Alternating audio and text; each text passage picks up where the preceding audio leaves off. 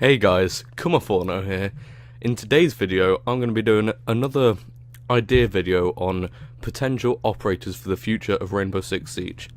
So, as with the last video, we're going to have an operation, two operators, an attacker and a defender. I'm going to go through their loadouts, I'm going to give you a quick bio, I'm going to tell you what their gadget does, all of that jazz. Let's get into it. So this operation is called Splintered Shell, and it's with the Swedish SOG. Not going to try and pronounce what that stands for, because it's Swedish. Now the attack operator.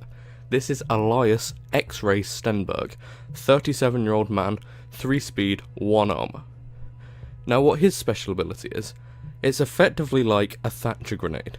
So, say you know somebody's camping somewhere, but you don't know where.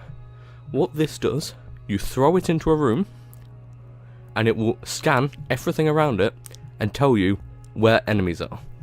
It's literally like a drone sort of scan.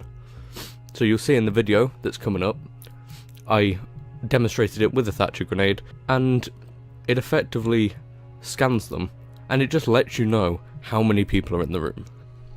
His special ability is a sonar refraction grenade, SRG.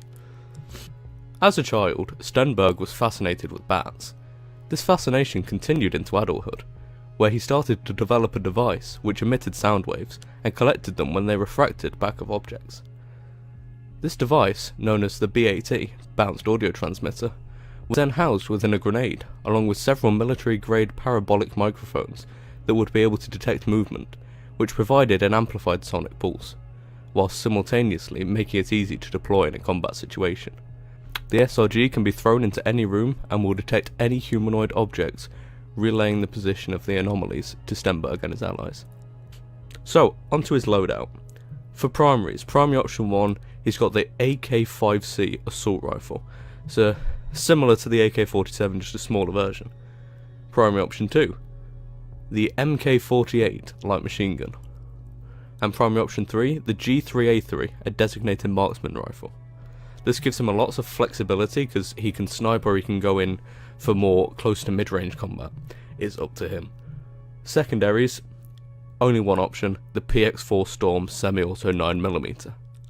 We were going to give him potentially a shotgun or a machine pistol, but we figured with the amount of flexibility he's got with his primaries, we don't want him being stupidly flexible like, for example, Hibana is currently, where she's got an assault rifle that she can use that can effectively snipe people, and then she's also got a machine pistol she can use which can effectively snipe people.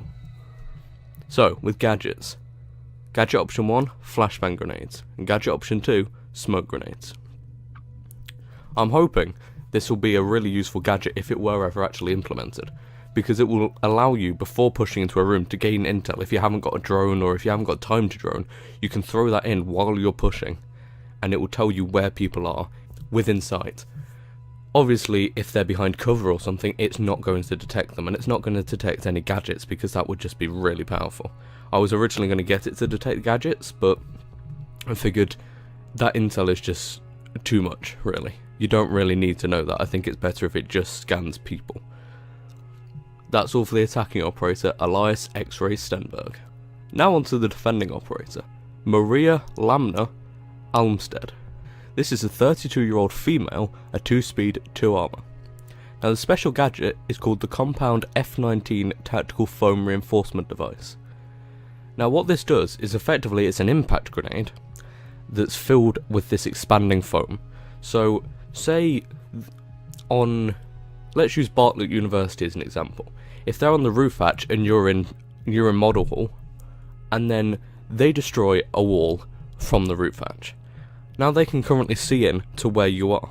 So what you can do now is you can throw that foam grenade at the wall and it will fill the entire wall. It will do as much of a reinforcement will do. Now that stops them from being able to see, but it is extremely destroyable. We were originally going to make it so it was like a normal wall or something, but it needs to be completely destroyable, otherwise it's seriously overpowered. You'll be able to spray it down with maybe less than a mag, and you'll be able to see through it again, effectively. It can be destroyed as if it's plywood, so you can go through it with a sledgehammer ash charge, a breaching charge, anything like that. It's not only useful for filling up holes and stopping people from breaching, it's also useful for stopping drones, because I was looking for something that would stop drones coming through drone tunnels.